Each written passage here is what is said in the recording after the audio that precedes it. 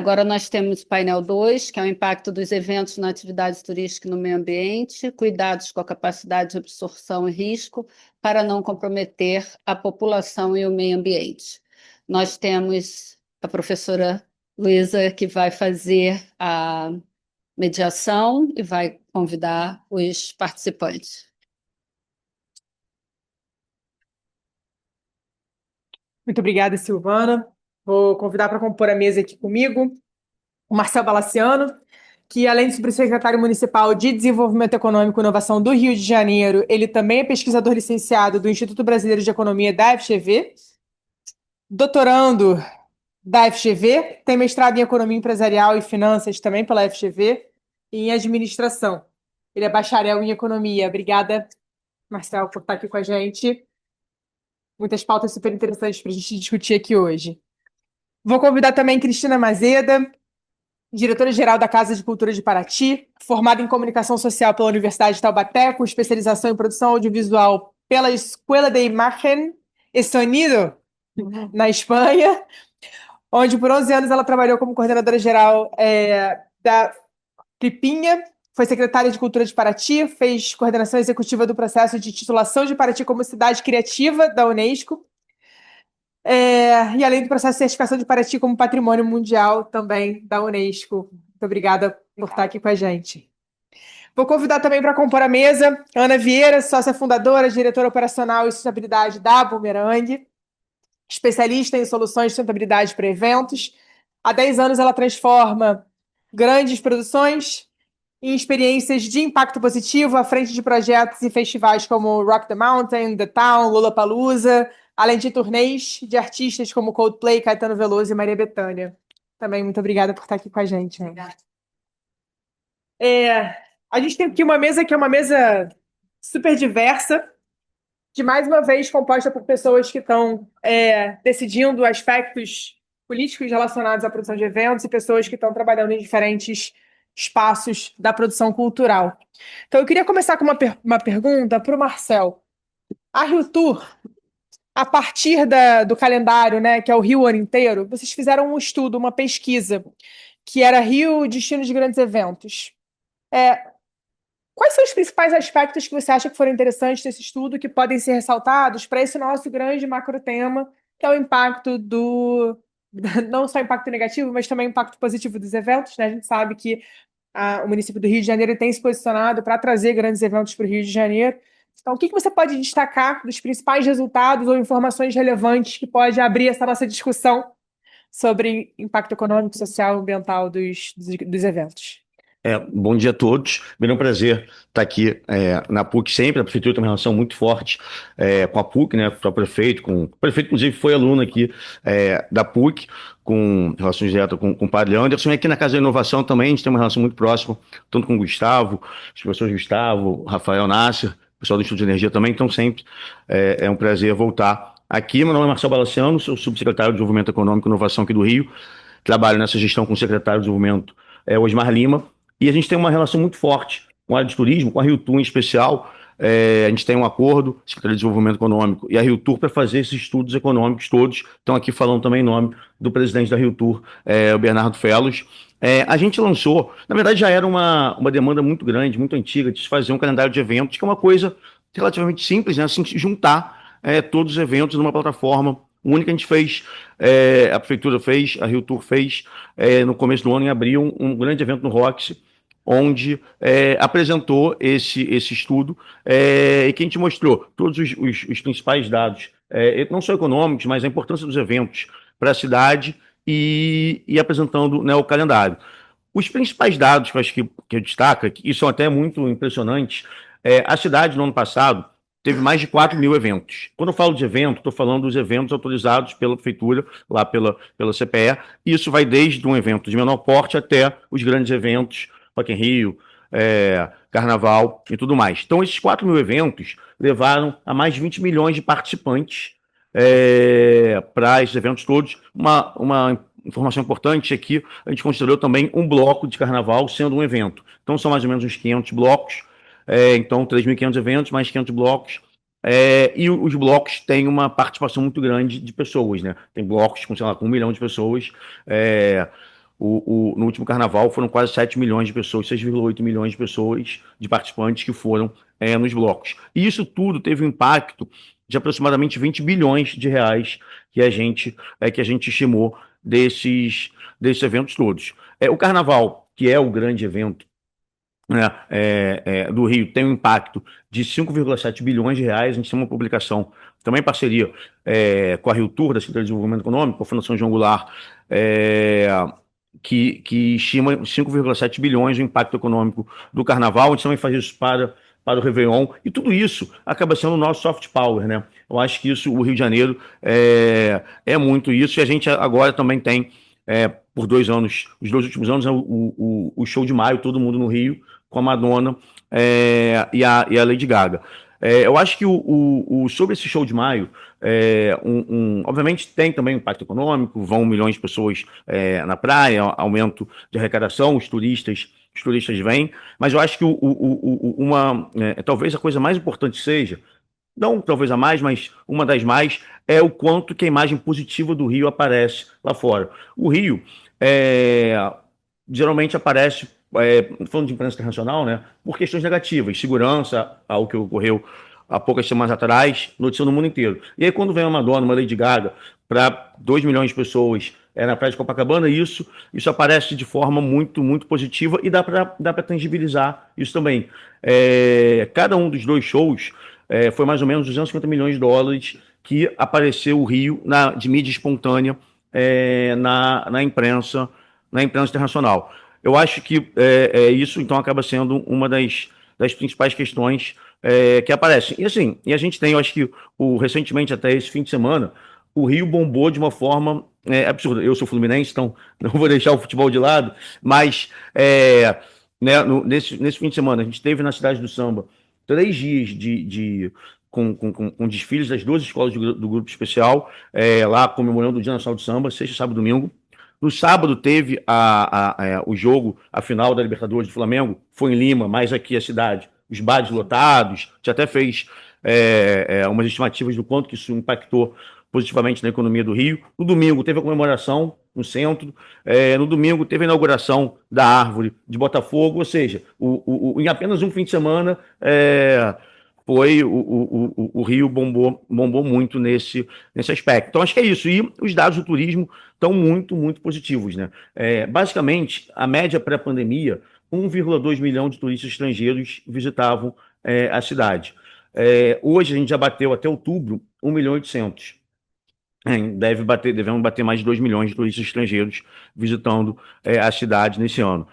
O turismo tá crescendo no Brasil todo, mas no Rio em especial. E só para finalizar essa primeira intervenção, tem um estudo que a gente fez, daí esse um pouco mais focando em maio, mais uma vez reforçando a importância do show de maio, o aumento do fluxo turístico que teve aqui na cidade. Basicamente, o Brasil também cresceu. A gente comparou com São Paulo também, mas o crescimento do aumento de turistas estrangeiros no Rio em maio, comparativo ao Brasil e São Paulo, é absurdo. Todos esses estudos estão disponíveis no Observatório Econômico do Rio, que é um portal, um site lá da Prefeitura, da Secretaria de Desenvolvimento Econômico, que tem todos esses estudos, inclusive o Rio ano inteiro. E a gente está falando, né? A gente está comentando sobre os eventos. A gente falou no último painel sobre a questão do impacto ambiental. A gente falou do vídeo do impacto ambiental. Depois eu vou passar até uma pergunta para a Cristina. Mas é importante que a gente tenha essa perspectiva do potencial econômico que fazer grandes eventos na cidade tem. Né? Então não é só uma questão por que a gente faz grandes eventos, porque é legal, porque é bacana, porque é entretenimento, mas também é um potencial de desenvolvimento econômico, vem investimento para a cidade do Rio de Janeiro. Então ter eventos é super importante, né? Então que a gente possa fazer isso de maneira cada vez mais sustentável, de maneira cada vez mais dando espaço dando palco para todo mundo, né? A Lu estava falando aqui, dando espaço no palco para todas as pessoas, né? E agora, Cristina, eu vou te fazer uma pergunta mais direcionada. Você está numa casa de cultura, numa cidade que tem eventos com bastante frequência também. É uma cidade que é patrimônio mundial da humanidade, tem um calendário intenso. Quais são as dificuldades, os desafios que você encontra dentro da Casa de Cultura para fazer ações locais Bem, Paraty tem um calendário, né, cultural bastante intenso, né? Já tem essa política de calendário turístico e cultural desde o final dos anos 90. Então já foi criado esse, já se juntou todos esses eventos, colocou em forma de calendário. Esse calendário, né, não surgiu do nada, surge da tradição de Paraty das festas tradicionais, então da festa do Divino, a Semana Santa, festa do Divino, festa de Santa Rita, da padroeira. Então é uma lógica, né, que vem das nossas festas, que eu falo que Paraty tem um verbo que não existe em outro lugar, que é festar, né? Eu vou festar, eu comprei uma roupa para festar, então vem dessa tradição, por isso que é Festa Literária Internacional de Paraty e não festival, então vem daí também, né, do envolvimento da comunidade local na realização dessas festas tradicionais. E a gente tem só esse, esse delay aí, né, dos eventos, né, que foram para Paraty, outros foram criados por lá mesmo, mas assim, de não ser essa questão, a gente é uma luta da Casa da Cultura fazer se entender que o evento não pode ser um evento disco voador, né? Que chega, aterriza, né? Faz o evento acontecer e deixa o lixo e a sujeira para a gente limpar, entendeu? A gente não pode tolerar ser uma casa de festas, né? Que é alugado, que vai, faz e depois vai embora. E não é um diálogo simples, né? Porque hoje os grandes eventos de Paraty, que tem esses grandes impactos, que é a Flip, o Bourbon, né? A gente tem o carnaval que é feito pela cidade, mas a gente também tem o Festival da Cachaça, que é feito pelos produtores locais, né, de cachaça. Então, a gente tem, assim, vários formatos de eventos, os que são produção própria, os que vêm de fora, né, com a produção de fora. Então, principalmente esses com a produção de fora, a gente fazer entender assim, olha, primeiro que a gente precisa ter precisa ser uma programação que também envolva os artistas, que também tem uma voz da cidade, né? Porque não dá para ser só cenário, porque daí é muito complexo, né? Se não sobra para a população só fazer a limpeza, montar a tenda, desmontar a tenda, o trabalho braçal. A gente não pode admitir isso, né? Então, e a gente não pode ser essa população que não participa do evento da sua programação e que não tem um acesso a essa programação cultural de alta qualidade que vai para Paraty. Então, não dá para a população só ficar trabalhando no evento, para o evento. Então, qual que é a ação que a gente faz na Casa da Cultura efetiva, né, para isso acontecer? Primeiro, que a Casa da Cultura ela abriga parte dessas programações, desses eventos, da Festa Literária e também do Bourbon, com programação específica que acontece na Casa da Cultura. Então, a gente coloca como uma prerrogativa que a gente precisa participar também dessa curadoria, né, para a gente pautar o que que é interessante ter na Casa da Cultura. A gente tem um foco muito importante desde 2021 nas juventudes, né, nos jovens de Paraty, adolescentes e jovens, de fazer essa formação, qualificação e acesso o ano inteiro, né, com programação específica para eles. E para a gente também tem um sistema de estágios, né, para poder estagiar durante o evento, na parte da produção, do conteúdo, né, da curadoria, para que eles também se envolvam e a gente garantir o acesso a essas programações. É, é uma conversa fácil? Não. Não é, porque geralmente o evento vem com aquela ideia de que ele é superior, né? A programação dele é a mais importante, a ideia do curador é a mais importante. A gente fala assim: não, aqui, vamos pactuar e vamos co-criar.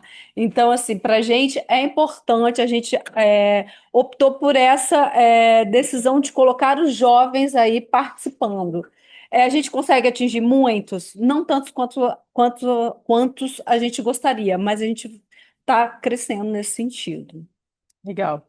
É, bom, são vários desafios, né? E a gente está falando de um evento em que quem é o produtor do evento vai ter que se preocupar com o antes, com o durante, com o depois do evento.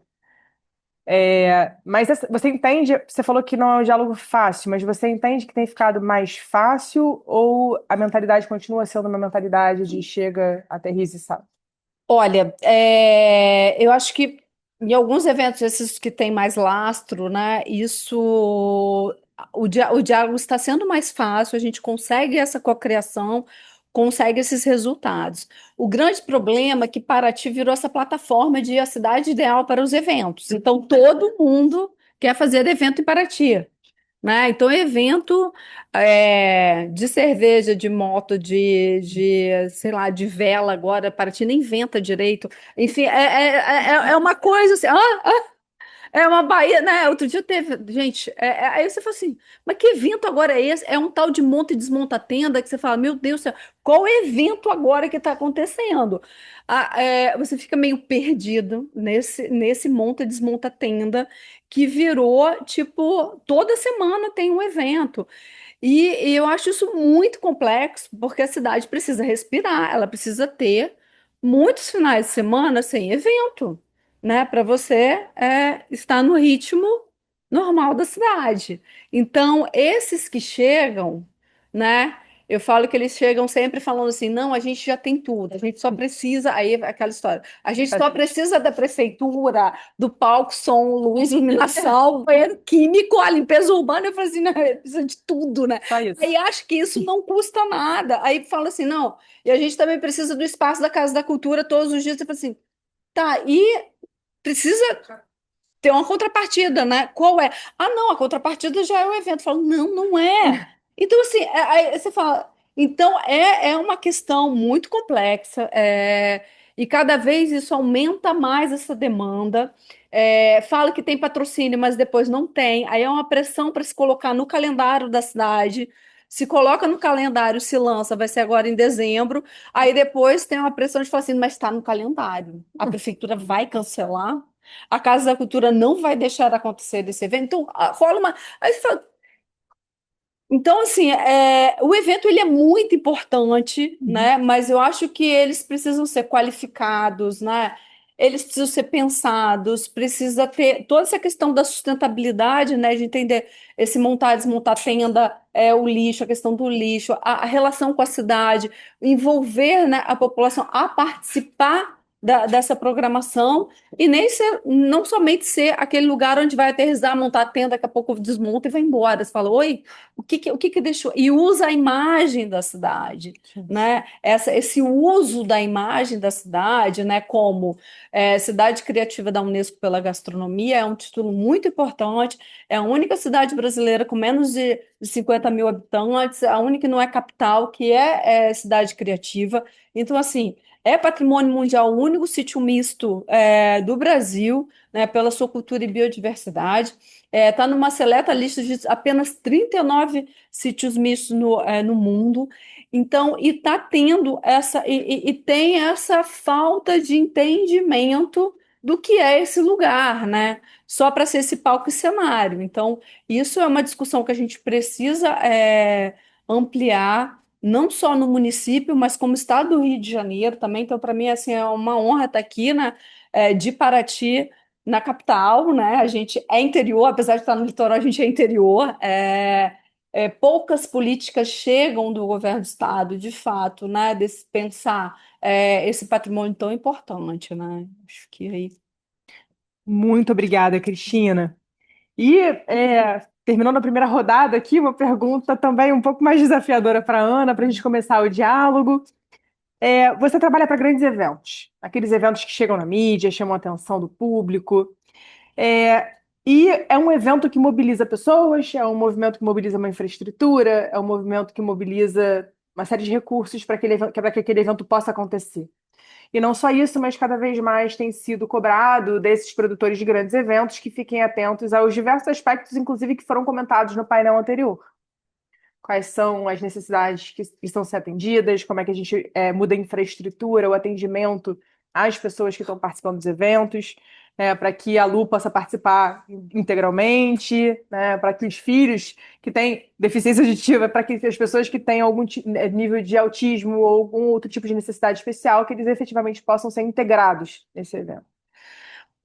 Mas a gente sabe que tem algumas coisas que são mais desafiadoras de implementar, né? Então, se você pudesse falar um pouco sobre esses desafios de impactos e de tomada de decisão nesses grandes eventos, né? E de uma maneira geral, quem causa mais o impacto, que é aquele impacto negativo? É o grande produtor? É o médio ou o pequeno produtor? Se a gente puder falar sobre isso. Então, a Boomerang surgiu de uma inquietação minha. Eu já trabalhava na produção de eventos, de grandes eventos aqui no Rio de Janeiro. Quando comecei a fazer a produção executiva, a inquietação ficou maior ainda, mas por ter mais domínio, né, da construção, do planejamento de como aconteceria aquele evento, eu comecei uma costura. Foi no primeiro Sustentável 2012.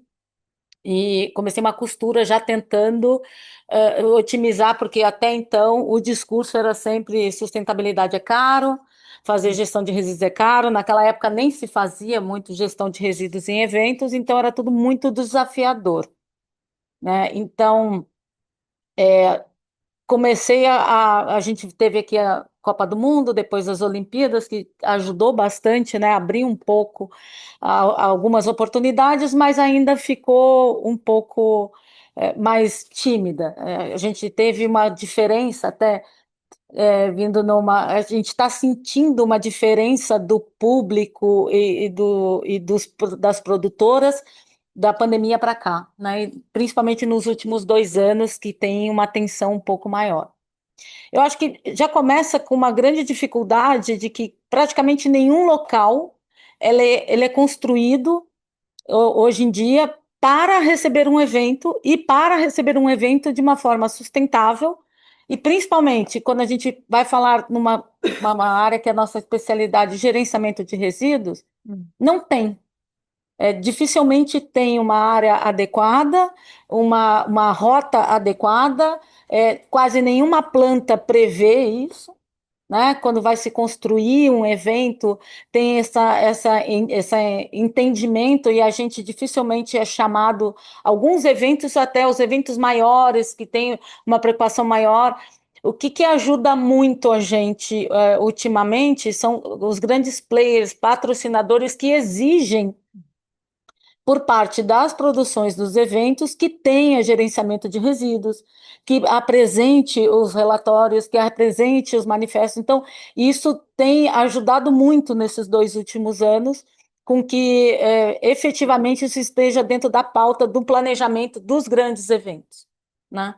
E aí os pequenos eventos realmente, assim, até por uma questão financeira, não conseguem alocar tantas condições, né, que a gente traz aqui de acessibilidade, da questão do gerenciamento de resíduos, da questão até do entendimento da poluição sonora, né? Porque para que isso não tenha tanto impacto num evento, tem que ter um investimento muito grande na área de som. Então, são N fatores que realmente, assim, está mais favorável para os eventos maiores ter mais condição de ser mais sustentável. Até porque, normalmente, eles têm mais condição de chegar num espaço e modificar aquele espaço, né, para que seja mais adequado.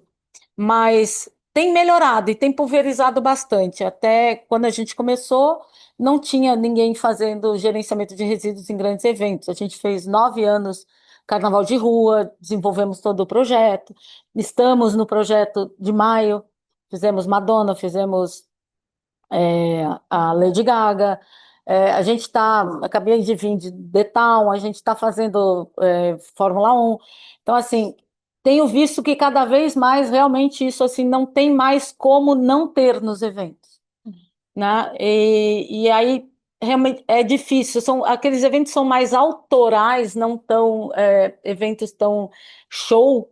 A gente percebe também que é possível e que há um movimento, como por exemplo o Rock the Mountain, né, que a gente já faz aí há 5, 6 temporadas e que a gente conseguiu ano passado. Ele está com a ISO 20121. É um evento que já tem, por exemplo, a área de descompressão para quem tem autismo. Ele é totalmente pensado já em acessibilidade desde há 4 temporadas atrás. Então, está sempre nesse desafio de procurar trazer soluções né, adequado, num espaço que não é um espaço de eventos, que é um espaço super desafiador, né, que é o parque de exposições, mas eu sinto assim também que é uma falta de como é que eu posso dizer, de uma condição até mais da própria cidade, né? A prefeitura apoia bastante, tem um suporte muito forte, mas a gente entende que tem condições, às vezes, de locais de eventos, né, que teria que ter uma adaptação um pouco maior, ou até uma cobrança maior, uma condição melhor de trabalho, porque os espaços realmente não são tão prontos para eventos, né? Então a gente se adapta. É evento que é na praia, é evento que é em cima de um campinho, é um evento, dá de tudo. É um evento que eles conseguem. Aí, quando não é do lado do espaço do que tem, a gente faz muito evento também no Engenhão, né? Que a gente vê se quer um espaço para futebol, não é um espaço para grandes eventos. Então a gente tem que montar, né? Não só a produção tem que montar, mas a gente também tem que tentar chegar com uma operação que é muito difícil colocar lá dentro. Fica um monte de emenda, assim, um monte Mas tem melhorado bastante, sabe?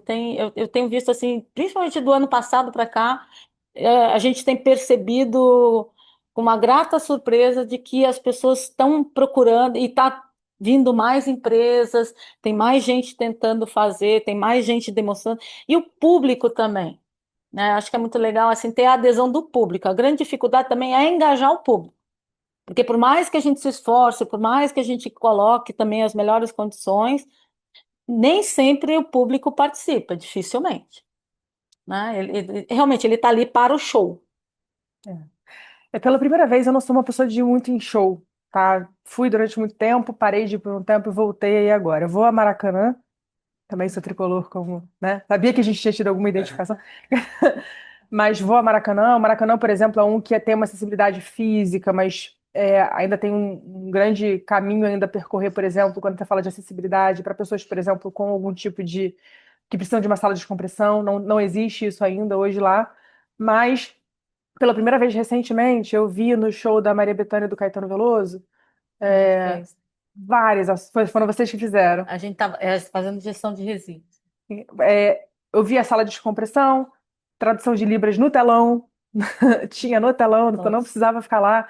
E eu achei maravilhoso porque a tradução de Libras, ela é uma tradução que o cara interpretava, eles interpretavam a música, não era só uma questão de uma tradução. E aí vem o papel do poder público também, de exigir nos projetos provavelmente incentivados que tenham essas estratégias de inclusão como alavancador desses processos que sejam ambientalmente, socialmente inclusivos. Inclusive, no Carnaval de Rua é assim, está dentro do caderno de encargos, no Réveillon de Copacabana está dentro do caderno de encargos, e isso nos ajuda muito, né? Porque é uma questão que não tem não discutir ela. Não tem como não se atentar e não separar uma parte da verba para isso, né? Não é mais aquela, põe tudo numa caçamba e joga. Não é mais assim. Então, realmente, isso ajuda a gente bastante. Patrocinador cobrando, né? O poder público cobrando também, impondo que naquele local tenha esse tipo de operação, né? E isso para a gente facilita muito, porque o diálogo fica mais fácil. Aí realmente a gente cuida mais de como montar a operação e não de ficar montando um monte de argumentos e principalmente defesas financeiras para ver se vai caber lá dentro, que essa é a nossa grande dificuldade. Legal, muito bacana. E agora eu queria voltar, né, a gente está falando de poder público, do papel do poder público, da importância do poder público para que a gente possa ter políticas mais inclusivas, para que a gente possa ter eventos mais inclusivos. Eu queria voltar para o Marcel, perguntando quais são as principais ações da Prefeitura para consolidar o Rio como capital de grandes eventos, atrair turismo, impulsionar a economia local de maneira sustentável, né? Como é que isso tem entrado na pauta do município do Rio de Janeiro? Eu acho que, aproveitando que a gente está aqui na Casa da Inovação, né, um dos grandes eventos novos que a cidade recebeu nos últimos anos foi o Web Summit. Desde 2023, a cidade tem, que é o maior evento de tecnologia do mundo. Pela primeira vez aconteceu fora da Europa, foi aqui a edição brasileira, carioca, de 23. Inicialmente ia ser até 28, renovou o contrato no ano passado até 2030. A gente estima até o impacto econômico de todas as edições de 1,8 bilhão de reais, com aproximadamente 1 milhão de participantes em todas as edições. E sustentabilidade é uma das principais vertentes lá das discussões que tem. Eu acho que assim, o Rio ele é muito famoso pelas belezas naturais, pela praia, pelo carnaval, Réveillon, mas eu acho que a gente também cada vez tem que se consolidar mais como essa parte de turismo de negócios e, por exemplo, não só negócios, mas discussões de alto nível internacionais, vamos chamar assim. O G20 ano passado ter sido aqui, né? A reunião de cúpula, e foram mais de 100 eventos paralelos que aconteceram. O Rio foi a capital do G20. Brasil, esse ano teve o BRICS. Obviamente, sustentabilidade, um tema super discutido nesses dois eventos. E agora, no segundo semestre, a COP foi em Belém, mas a gente teve o World Short Prize com o Príncipe William aqui, eventos da C40. Também o Rio sempre teve uma relação com sustentabilidade muito, muito grande, né? O próprio prefeito Eduardo Paes, nos primeiros cargos que ele ocupou, foi secretário de Meio Ambiente do ex-prefeito Cesar Maia. O próprio Eduardo Cavalieri, atualmente vice-prefeito, primeiro cargo público que ele ocupou, foi secretário de Meio Ambiente do prefeito Eduardo Paes na gestão passada. A gente teve o primeiro inventário de emissões de gases de efeito de estufa da América Latina. Em resumo, é um tema sempre muito, muito constante aqui. E eu acho que até uma relação que a gente tem até o Manuel Tabit aqui, nosso doutor em economia ambiental. A gente tem um programa chamado ISS Neutro, que basicamente é um incentivo fiscal para que as empresas se tornem carbono neutro. A custo zero, elas têm um rebate do ISS. E no último edital que a gente fez aqui, empresas do setor turismo, hotéis entraram nisso e vão ter esse abatimento do imposto no ano seguinte. Eu acho que o parte de turismo e eventos ele é muito importante para a cidade, está falando de geração de emprego, movimentação, economia. Nos últimos 4 anos, foi 1,2 bilhão de reais que a cidade arrecadou de impostos de ISS, de turismo e eventos. Nesse próximo quadriênio, 25, 28, a gente espera 1,7 bilhão de reais que a cidade arrecade só com esses setores de turismo e, e eventos. E eu acho que uma parte também muito importante é o seguinte: não necessariamente o mega evento grande, mas todo evento ele tem uma reunião preliminar antes no COR, que é a Comissão de Operações do Rio, onde se tem todos os órgãos públicos que vão participar do evento, eles vão lá para ter reuniões e saber como atuar, como não atuar, com o LURB, Guarda Municipal, Sete Rio, e esses dados, até a gente, nos nossos estudos, Carnaval de Dados, Réveillon de Dados, a gente mostra isso, a importância, enquanto no Carnaval, por exemplo, está todo mundo se divertindo, mas tem quase 20 mil servidores públicos trabalhando para que os foliões possam se divertir, seja os blocos de rua no Sambódromo. Com o LURB, geralmente, é o que lidera, são quase 8 mil garis trabalhando, de novo, Marquês de Sapucaí, Intendente, e nos blocos de rua, mais guarda municipal também, muito grande. E uma coisa assim, como carioca, independente de estar na prefeitura ou não, a Conlurb sempre é um orgulho muito grande, né? A gente vê o Réveillon, 2 milhões, 12 milhões e meio de pessoas na praia, e no dia seguinte, de manhã, sei lá, 10, 11 da manhã, a praia já tá limpa, uma força-tarefa muito grande que a Conlurb faz, a prefeitura faz, né, por meio da Conlurb, para conseguir limpar a praia. Ela está apta para todo mundo poder usar no primeiro dia do ano. Isso é impressionante, porque quem vai na praia, em qualquer praia do Rio de Janeiro, no dia 31, olha e fala assim: caramba, amanhã não vai ter como. No dia seguinte, você vê aqueles caminhões levando, e tem até as estatísticas. Você tem esse número na cabeça de quantas toneladas de lixo são tiradas da praia no Réveillon? Eu de cabeça eu não tenho. Você sabe ou não? Não, mas eu te passo depois. Mas é muito lixo, é muito lixo que é retirado das praias. Então, essa força-tarefa nos eventos, ela é super relevante, né? Então, como é que a gente pode, por exemplo, ter um evento de Libertadores no centro da cidade, um carnaval acontecendo na Sapucaí, um carnaval, um bloco de rua saindo num dia, e no mesmo dia, mais tarde, aquilo tem que estar organizado, tem que estar limpo, tem que ter ordem pública de novo. Uma corrida de rua, por exemplo, uma coisa que a gente fala assim: poxa, mas são só pessoas correndo. Não são só pessoas correndo. Quem já viu, tem os copinhos o pessoal passa correndo, bebe, joga no chão, porque eles não querem parar. Então, todo evento tem impacto, né? E como é que vocês têm integrado essa agenda de sustentabilidade ambiental? Eu estou falando de inclusão, se é que isso tá explícito dentro da agenda, né? A gente sabe que a prefeitura ela tem se mobilizado muito para trazer de novo o Rio de Janeiro como palco, cenário de inovação, sim, de empreendedorismo, sim. Você falou do Web Summit, mas também tem o Rio Innovation Week, que é um grande evento também, que tem impacto, é um outro tipo de evento focado muito em jovens e acesso à inovação para pessoas diferentes e tal, e também focado em negócios. Mas como é que vocês têm incorporado essa agenda de inclusão também dentro dessa agenda de eventos do Rio de Janeiro, se é que isso... A prefeitura tem a Secretaria de Pessoas com Deficiência, né? No próprio São Bódromo, aqui, a Lu estava falando, tem lá no setor 13, já há bastante tempo, um espaço destinado a isso. Cláudia Silva está aqui, minha amiga também, jornalista, muito tempo de Rio Tour, acho que ela pode, de repente, depois complementar também.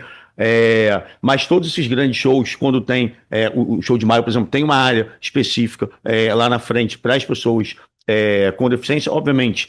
Nem tudo é perfeito, mas eu acho que o avanço é grande, como a própria Lu falou aqui, nos editais que ela é parcerista da Secretaria de Cultura, que faz a pessoa de Libra tá incluído nisso. Eu acho, obviamente, é uma preocupação muito grande, como foi falado aqui também, no caderno de encargo.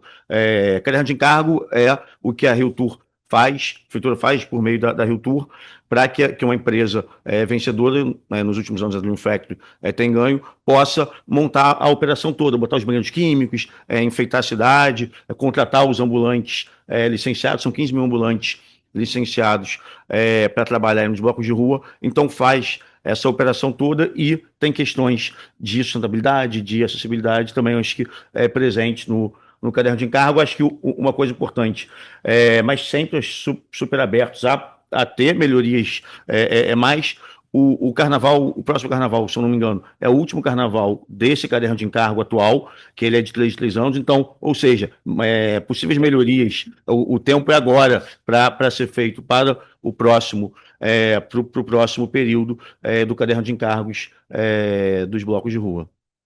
Muito bom, muito bom. E a Cristina, você mencionou na tua fala anterior da importância de você incluir os jovens na agenda de eventos de Paraty. Mas eu queria que você explicasse um pouco mais por que incluir os jovens na agenda de eventos de Paraty, qual a relevância disso, qual é o impacto disso, né? Eles se sentem incluídos, não se sentiam incluídos? Como é que você entende essa participação dessa galera mais nova dentro da agenda cultural de Paraty? Por que você entende que essa participação ela pode gerar um impacto positivo para a cidade, né? Porque, assim, os eventos grandes, os eventos em Paraty, o jovem, a população acaba tendo um entendimento que aquilo é para o turista, para quem vem de fora.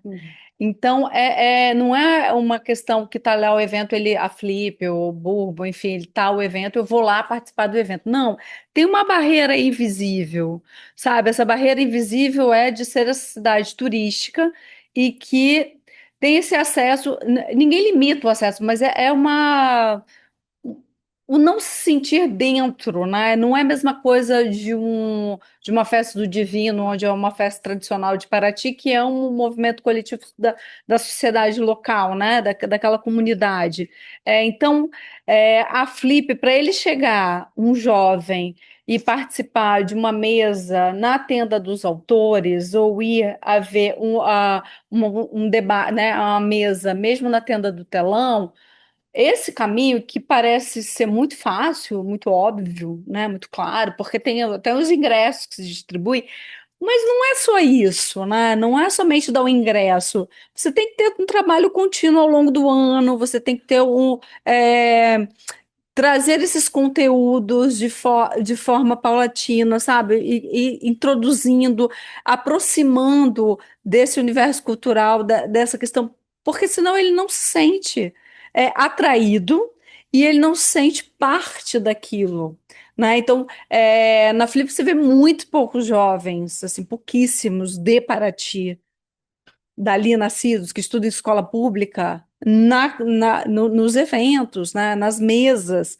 Você vê muitos jovens que vão do Rio e São Paulo, das capitais, porque falam assim, vou a Flip, né? Aí você fala, nossa, mas tem um monte de programação gratuita. Sim, um monte, são mais de 20 casas parceiras, a programação é intensa. Não é uma questão de que é cobrado ou não, né? Porque ele tem esse acesso, mas ele não tem as referências culturais, não tem essa formação dele se sentir dentro, parte.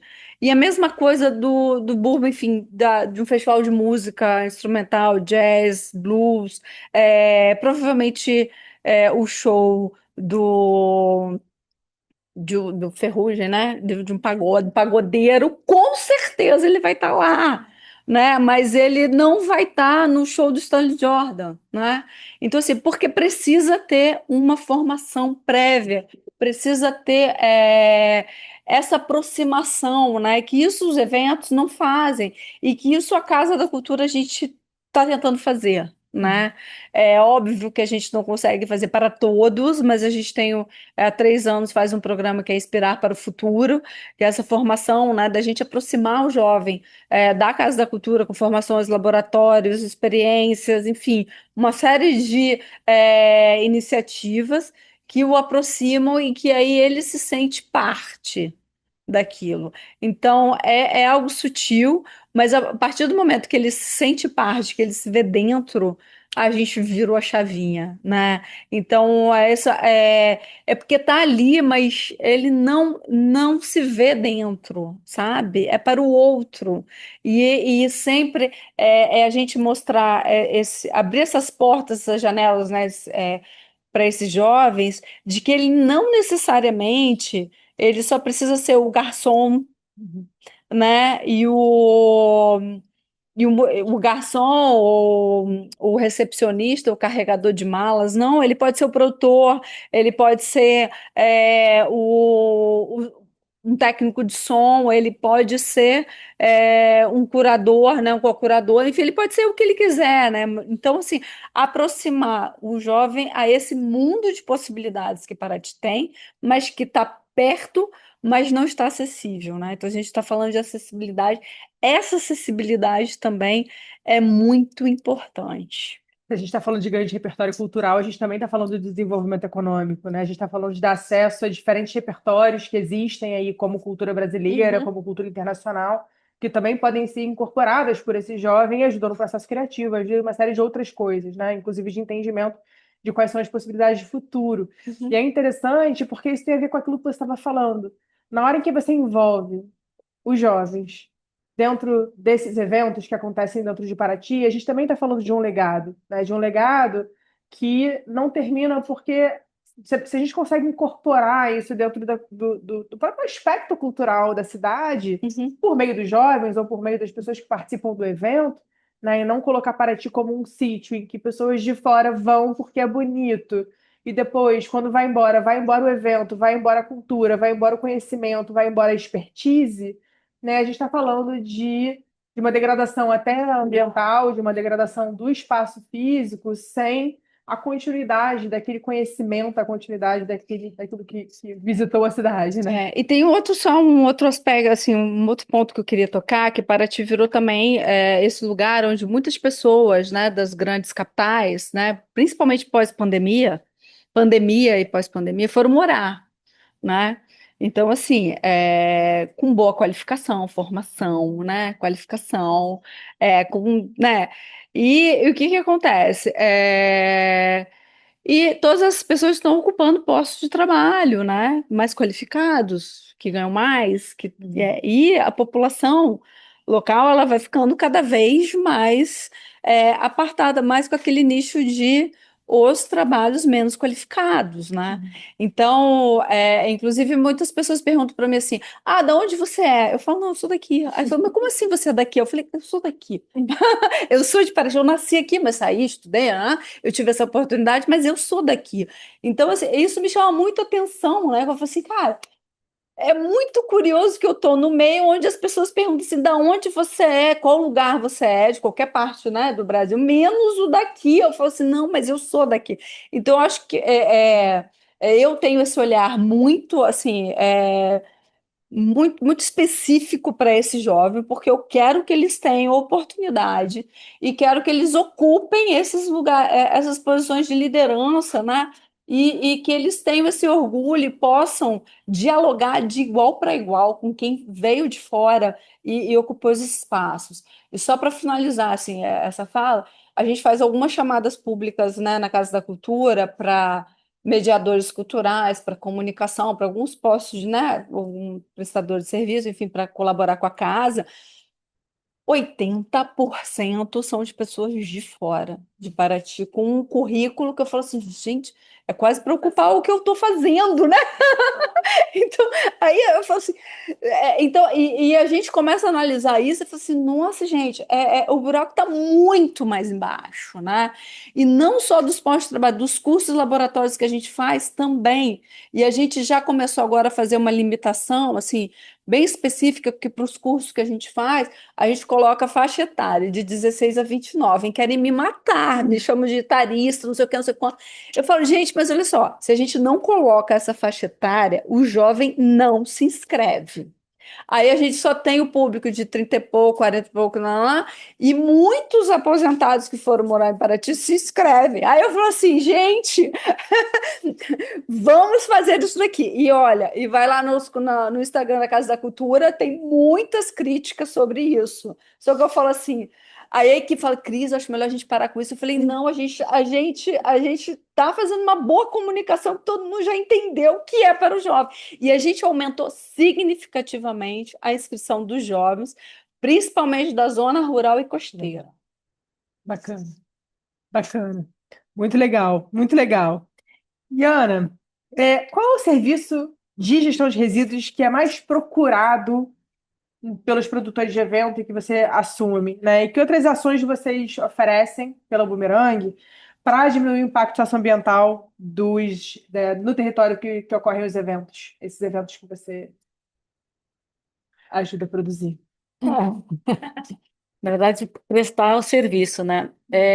O que a gente consegue, quando a gente consegue participar do planejamento, né, da construção ali da ideia de trazer inovações, como a gente faz, por exemplo, no Rock the Mountain, a gente procura o máximo possível aprofundar e trazer as questões locais, né? Lá a gente busca muito isso, assim, os problemas locais, os projetos locais, as pessoas locais, e fazer essa troca, esse intercâmbio, né? A gente procura, na turnê, por exemplo, do Caetano da Betânia, que a gente fez todo pelo Brasil inteiro, aonde a gente encontrava lá cooperativas, a gente procurava não só contratar elas para trabalhar no projeto, mas também para fazer esse intercâmbio de conhecimento, né, e de formação, para que pelo menos demonstre para eles como tem outras oportunidades de trabalho, como eles podem fazer a melhoria, ONGs que a gente pode apoiar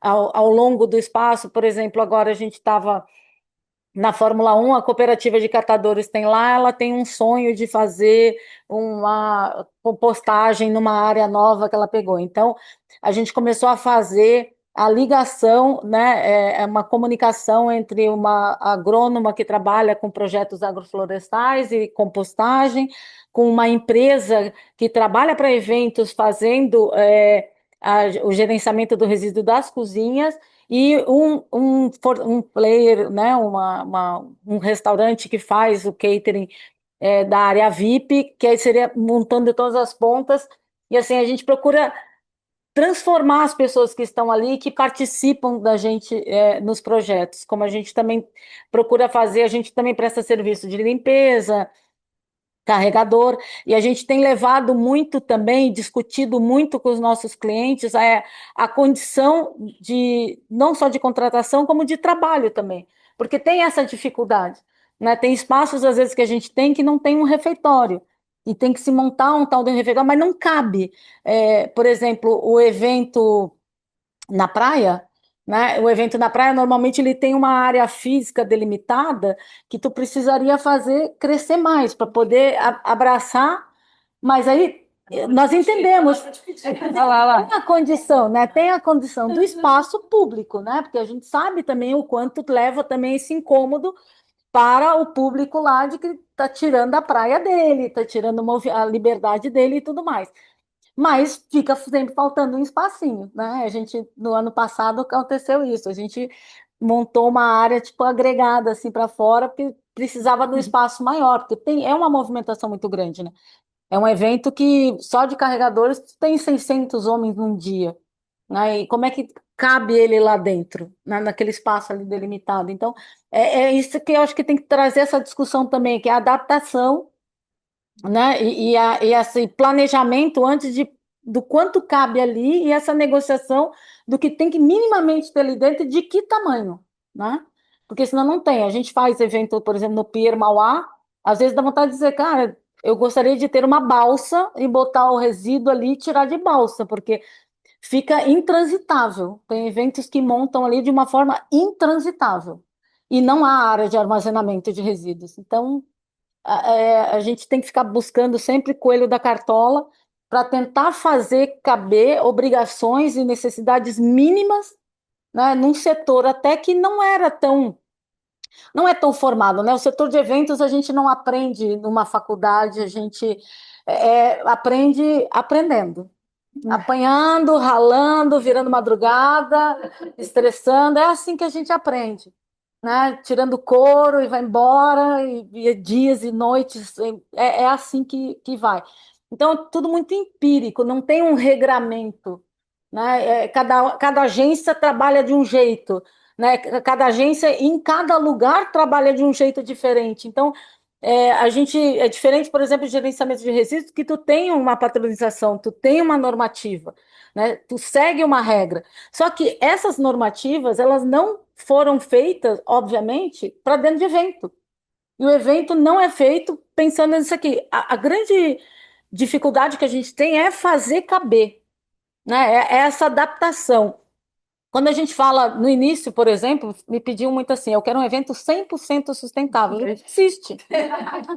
Isso não existe. O 100% sustentável te atira pelado na frente de um leão, entendeu? É isso. Não existe 100%, né? Então, tem essas questões que as pessoas lançaram como marketing, né? O greenwashing aí que a gente briga tanto com ele, né? De que tem que ter a verdade, né? De fazer, não é só minimamente não se preocupar com o que tu deixa para trás.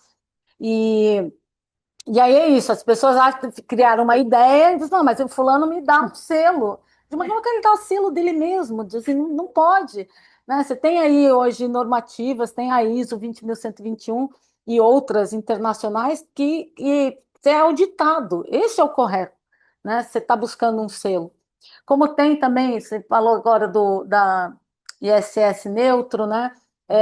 Eu lembro que na época da Olimpíada, eu pesquisei, tinha o selo Quali Verde Total, então, assim, pensar alguma coisa dessa forma que realmente, assim, instigue ao produtor, à produtora, que faça um evento onde ele dá o check nas questões mínimas que tem que ter, obrigatórias, mas com isso ele também recebe um benefício, ele também recebe alguma facilitação, porque ele já entende antes que consegue fazer também caber.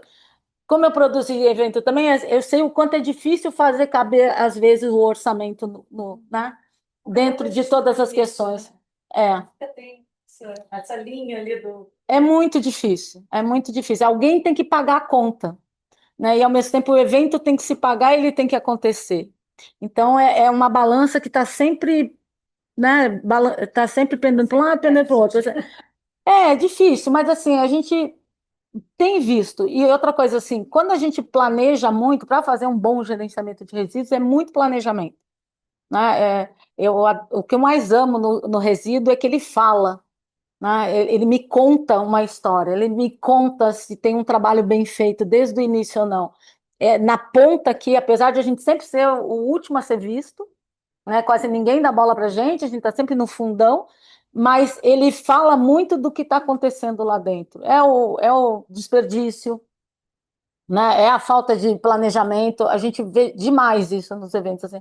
O que tem de material, cenografia, então, é surreal. Tinha que ter um programa para repensar, até trago um desafio aí para a PUC de né, fazer aí uma parceria com a Faculdade de Arquitetura, tem que repensar os materiais, porque não tem mais como fazer, não tem como fazer mágica. E não é, não, eu dou a lona para uma ONG, isso não é a solução. Posso falar uma coisa? Toda vez que eu passo pelo Barra Shopping, todo dia às 7 horas da noite, que tem explosão de fogos, todo dia às 7 horas da noite, eu digo assim, para onde vai todo esse resíduo? É lindo, é maravilhoso. A gente passa lá, tem explosão Não, de por fogos o exemplo, dia tempo papel inteiro de desenho. picado. Tem que proibir papel picado. Quem é que inventou Plástico, papel picado? plástico. Assim, não, é insuportável, é difícil. O show do Coldplay lá no Morumbi, em São Paulo, cada vez que explodia aquilo lá, voava para fora e ia 1 ou 2 quadras para fora, parecia que estava nevando. Assim, nós que ficamos lá do lado de fora, parecia que nevava, assim, e vai juntar, aí a limpeza pública, vai juntar. Aí cai num lago, cai dentro do esgoto, você não pega. Então são coisinhas assim, às vezes é um detalhe, é um ajuste nessas normativas, nessas obrigações que minimamente tem que ter um cuidado, que para a gente, para todo mundo, eu quero, assim, o meu maior desafio é que realmente não tenha resíduo.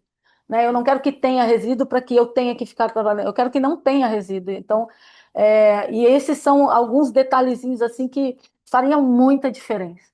Legal. O papel picado é o primeiro. Eu sou de Petrópolis, como você é Ó, de Itaipava, rock the boat. parteira. Me perguntam como você é de Itaipava, eu sou de parteira. E eu conheci a Ana no passado, eu fui pedir emprego, porque eu sou bióloga e dou aula de meio ambiente e sustentabilidade. A Ana é a pessoa mais generosa e mais educada no meio de 500 mil pessoas, no meio de todos os resíduos. E eu falei assim, eu dou aula na escola pública do Estado de meio ambiente e sustentabilidade. Posso levar uns estagiários? Porque a minha intenção, além de aprender, era levar os estagiários. Ela deixou levar, pagou, deu um almoço, e nós fomos os 2 finais de semana e a gente foi revezando estagiários, porque eu quero que eles entendam que sustentabilidade é emprego. É o que eu brigo todo dia, que é emprego, e as pessoas não acreditam. E aí eu sou sempre grata, e esse ano de novo trabalhei com a Ana, apareceu de última hora alguém para tomar conta das bituqueiras. Ana, dá para coordenar a bituqueira? Gente, que é isso? Tem que ter um dono, Paula. Tudo tem que ter um dono. Senão não funciona. Ano passado eu fui do primeiro prego ao último prego, participei da auditoria interna e externa junto com a Caíta. E esse ano eu já tinha meu ingresso e tudo, resolvi aceitar o desafio, paguei uma pessoa para me ajudar e a gente caiu nas bituqueiras, sabe? E que é maravilhoso, assim, a educação dela com todos, como todos tratam a gente. E meio ambiente e sustentabilidade não existe sem as pessoas tratarem as outras bem. Se o humano não vê o outro bem, a responsabilidade social, né? Nada disso vai adiantar acessibilidade, nem nada, se a gente não olha para o outro educadamente, conversa, pode divergir, aceitar, mas a gente trabalha junto, sabe? E é isso que eu falo para todos vocês, assim, eu como professora de escola pública que tenho jovens, é esse olhar de acolhimento mesmo, sabe? Que eles consigam lidar com pessoas educadas, não só com as pessoas. A gente está apoiando um projeto lá no Brejal agora, né? Que é da festa agora. São coisas que, assim, mesmo que às vezes o cliente não tenha esse desdobramento, a gente busca esse desdobramento e acaba se envolvendo ali. Eu acabo me envolvendo muito com as citações, não adianta, assim, eu acho que é um momento de troca, eu acho que é isso, assim, se eu não puder, as pessoas que estiverem ao meu redor felizes, não dá para ser feliz também. Muito bom. Não, é A gente sustentável. tá, a gente tá aqui, ó, a gente está aqui sendo apertado pelo tempo, mas eu queria terminar com uma fala, e a sua intervenção foi super importante para falar sobre isso, da importância dos múltiplos atores na construção de eventos sustentáveis, da importância do diálogo para que a gente possa entender as diferentes perspectivas sobre um determinado evento, da perspectiva econômica, a perspectiva do legado, a perspectiva do resíduo, a perspectiva da inclusão social. Então, os eventos, eles são eventos que são complexos pra caramba de operação, eles são complexos pra caramba para a gente conseguir fazer com que ele funcione de maneira adequada, para que ele seja um evento de entretenimento, e a gente tem tantos outros aspectos para olhar para fazer com que eles sejam realmente eventos que deixem legados, que sejam impactantes positivamente para a sociedade, para o meio ambiente, para a cultura. Tá? Então, muito, muito, muito obrigada. Muito, muito, muito obrigada pela participação de vocês. Agradeço muito pela contribuição de cada um aqui nessa mesa. Certamente, muita gente está pensando aí em várias coisas que pode fazer, inclusive de como contribuir para as próximas diretrizes de eventos. Eu queria só agradecer aqui, Betina, pelo convite. Aqui a Prefeitura, o Secretaria de Desenvolvimento Econômico, o Rio Tour, está à disposição aqui. Precisar, e só última coisa, coisa importante, falando de sustentabilidade, a Bolsa de Crédito de Carbono do Brasil, que é ligada à B3, está sediada no Rio, não sei se todo mundo sabe disso, mas é a Carbon Exchange, uma plataforma global que transaciona crédito de carbono, é uma das grandes conquistas que a gente teve na gestão passada também, está aqui no Rio desde 21. Obrigado. Também agradeço muito o convite, é um prazer estar aqui. Eu acho que sustentabilidade, eu também sou dessa que preocupa, se as pessoas não estiverem bem, nada está bem. Eu acho que a gente tem que seguir firme nesse propósito de olhar com acolhimento, de trazer e de abrir essas perspectivas e portas para as juventudes, que para mim eu acho que esse é o principal legado que a gente precisa ter. Mais uma vez, queria agradecer o convite. Gostei muito. É muito importante esses momentos de troca, né? Que venham mais projetos assim, que a gente possa trocar mais e a gente se coloca totalmente à disposição. Muito obrigada, gente.